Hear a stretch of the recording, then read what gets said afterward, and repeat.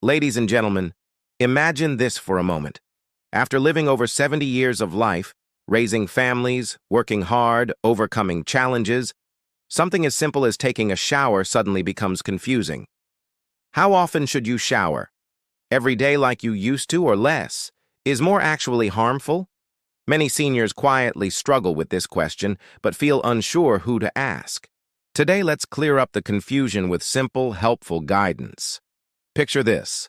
An early morning sun slowly peeks through thin curtains, lighting up a cozy bedroom filled with framed photographs and quiet memories.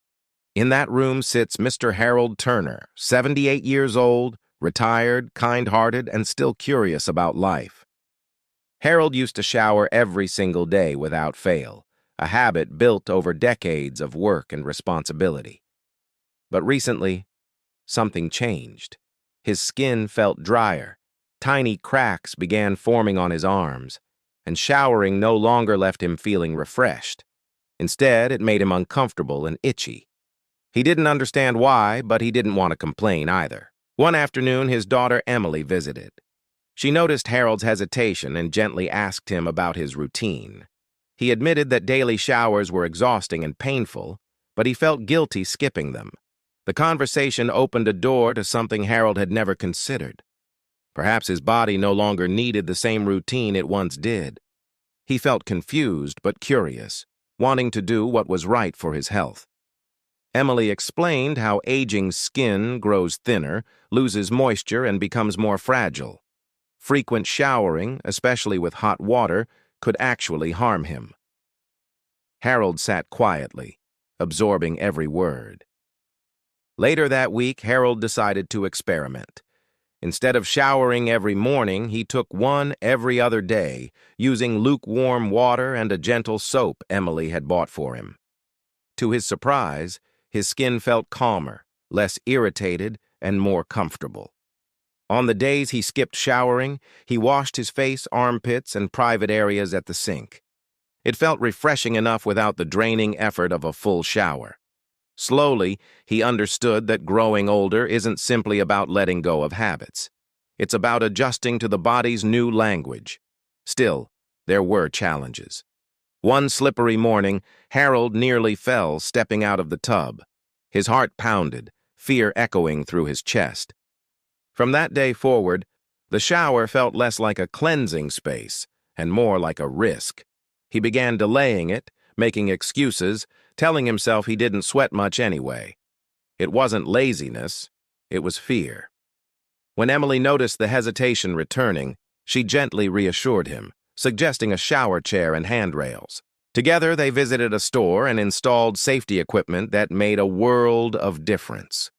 With these new supports, Harold felt steady again, safer in his own bathroom than he had in years. As the summer months rolled on, Harold found a rhythm. A shower 2 or 3 times a week was enough to keep him fresh without drying his skin. In between showers, he moisturized gently, massaging lotion into his arms and legs like a little ritual of self-care. That act, simple as it was, made him smile. It reminded him that age didn't erase the need to feel good. It simply changed how he met that need. His social life blossomed a little too. On Wednesday afternoons, he joined his friends at the community center for coffee and chess.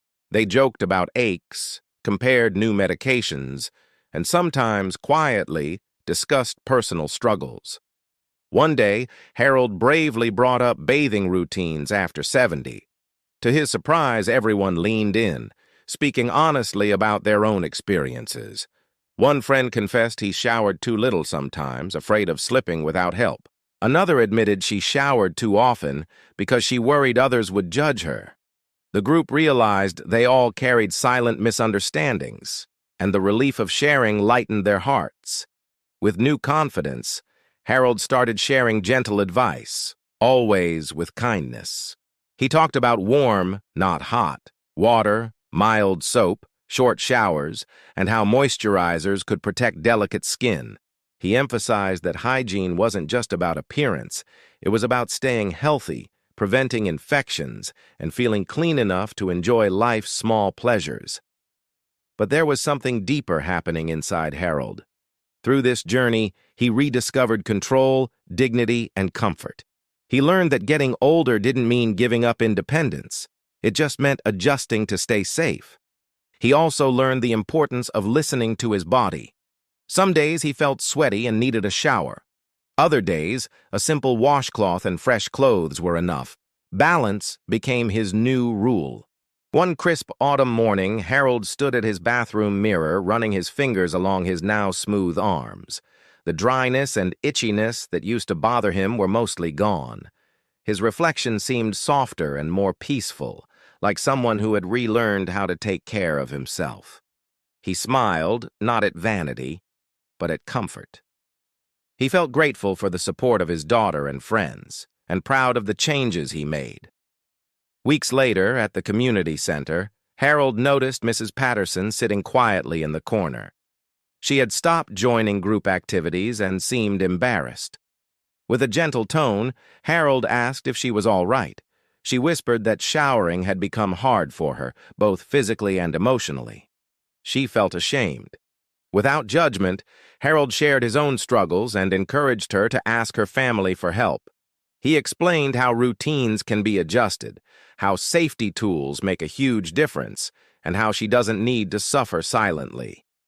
Mrs. Patterson's eyes filled with emotion, grateful to know she wasn't alone. A few days later, she returned to the center with renewed confidence, thanking Harold with a warm smile. That moment filled his heart more than he expected. He realized that something as ordinary as bathing could hold incredible meaning in someone's life. Through all of this, Harold discovered that hygiene after 70 isn't just about soap and water. It's about dignity, comfort, and listening to a changing body. It's about staying safe without giving up feeling clean and refreshed. It's about understanding that bodies evolve, and caring for them means adjusting with patience and love. The journey taught him that no one should feel ashamed for needing help. Instead, the true strength lies in asking for it, in learning new habits, and in supporting others who struggle quietly.